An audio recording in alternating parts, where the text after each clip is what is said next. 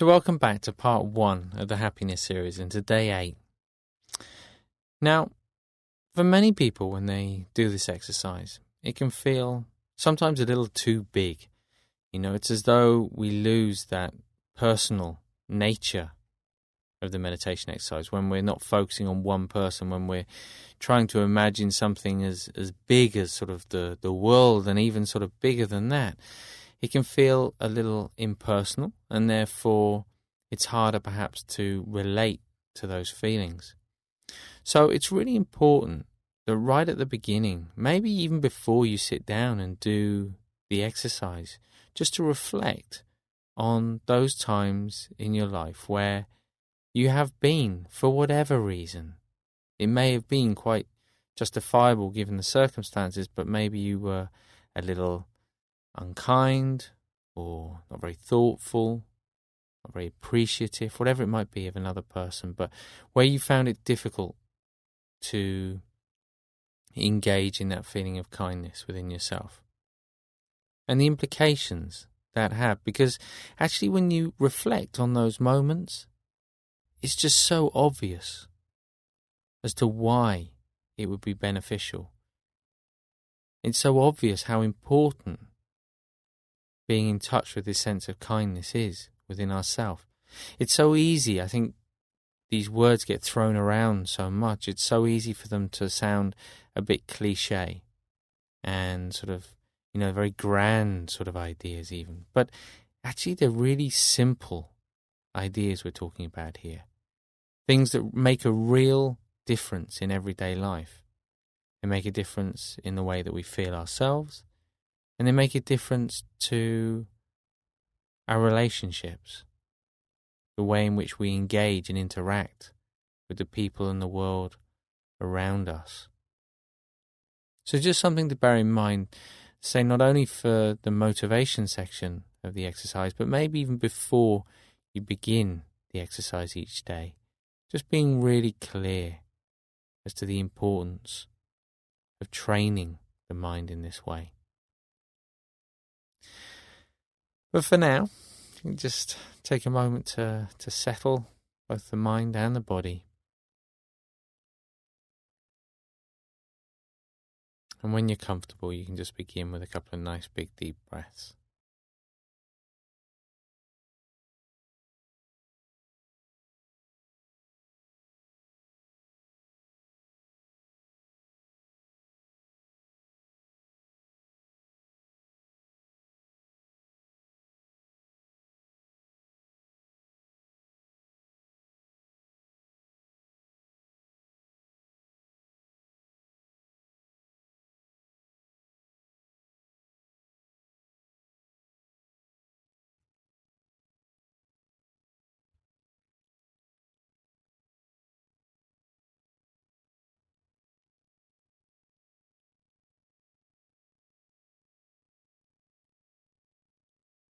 And with the next out breath, just closing the eyes as you feel yourself just sink down into the chair.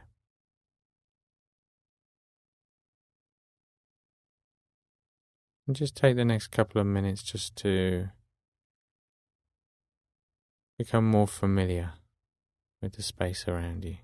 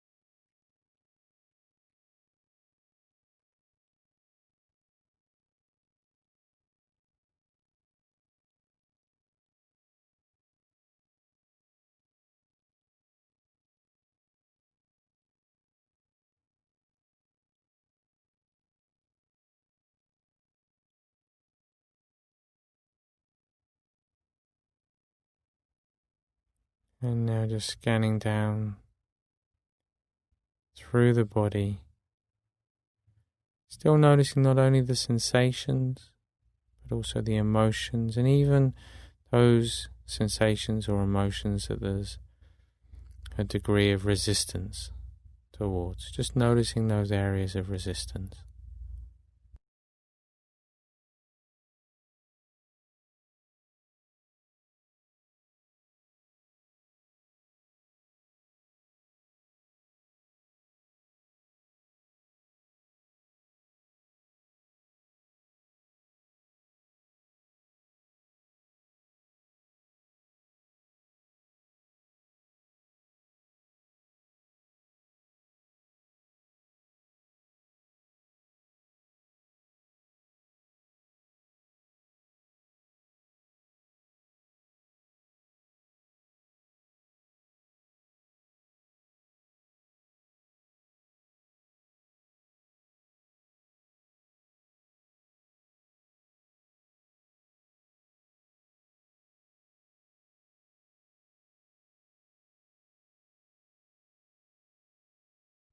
So just asking yourself the question now, why you're doing what you're doing. Being quite specific. Not thinking about it too much, but just being clear in your own mind.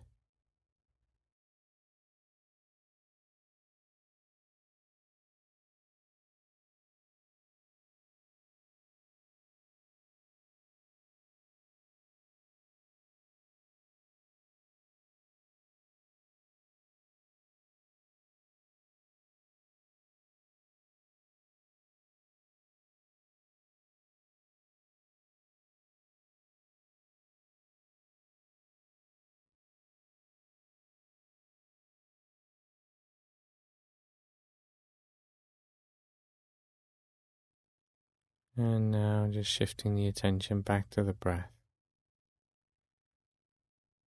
Back to that natural rising and falling sensation. And just staying with that for the next few minutes.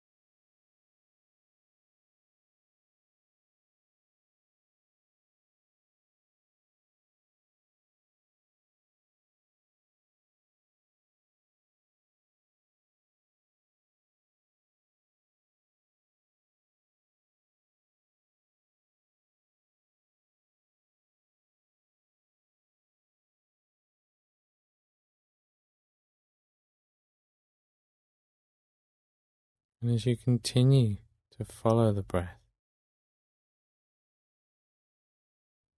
In the mind, just noticing that pinprick of light, middle of the body. As you recall a time that others have benefited from your own kindness, and you notice how that makes you feel.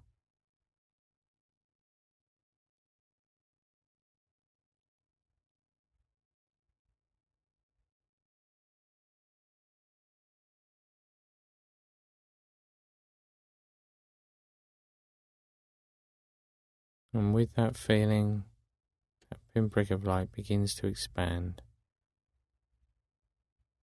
in every direction.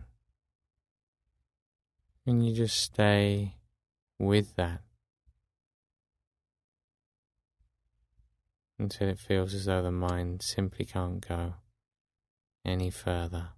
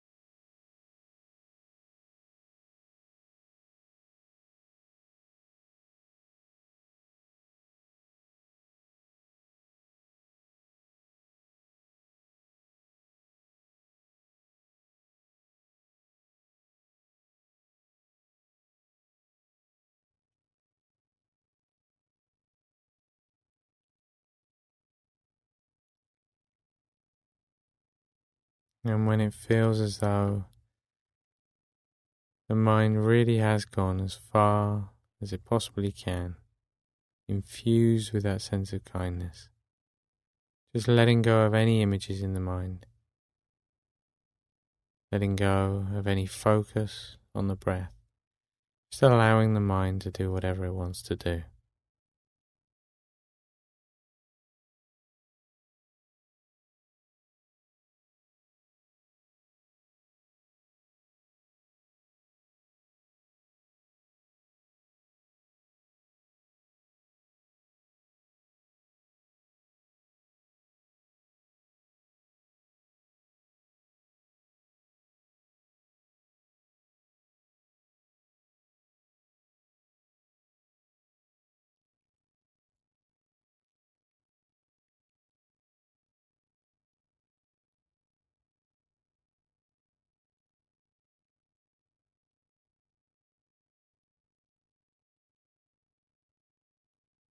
And now just bringing the attention back into the body, just re-engaging those physical senses now. Very natural transition, moving from a spacious sense of awareness to awareness of sounds, of feelings, of smells as you open the eyes again, an awareness of seeing. And it's an awareness which has that same quality, softness, gentleness, kindness.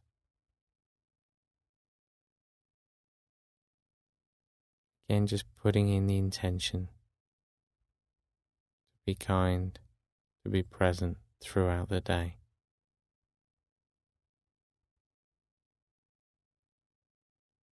And when you've done that, just sitting back in the chair. Now, of course, it can be so easy to lose this sense of kind awareness in everyday life. We finish our meditation feeling quite sort of calm and relaxed and kind of very much in touch with that feeling. And yet it might be that we step outside of the front door, or we walk out of the office, or wherever it is we might be doing our meditation. Something happens and immediately we're kind of thrown off course and we lose it. It's quite normal. It's quite natural. Doesn't mean you're doing anything wrong. It's just a matter of practice on the one hand. So becoming a little bit more familiar with that feeling. But it's also about strengthening the stability of awareness. So remember that idea of checking in throughout the day, looking for those 10, 20, 50, 100 moments where you just, for a second or two, remind yourself of that feeling. In fact, you can even just sort of allow your mind, it's as though you're allowing your mind to immediately go to that space, that farthest space you reached in the meditation, where the mind's just completely limitless, infused with kindness. Even if it only lasts, as say, a second or two, and then you come back to doing whatever you were doing at the time. If you can do that throughout the day, then you'll really start to strengthen that awareness, that kindness. But if you should find a particular situation that really sort of throws you off course, it might be worth just disappearing for just a couple of minutes, if you're able to. Just to sort of ground yourself a bit, to center yourself a bit, to use the breath perhaps just to come back to that feeling within yourself of being sort of in a calm, responsive state, rather than a very sort of reactive state. So starting again, essentially. So I'll continue with that a little bit more tomorrow, but I'll leave it there for now.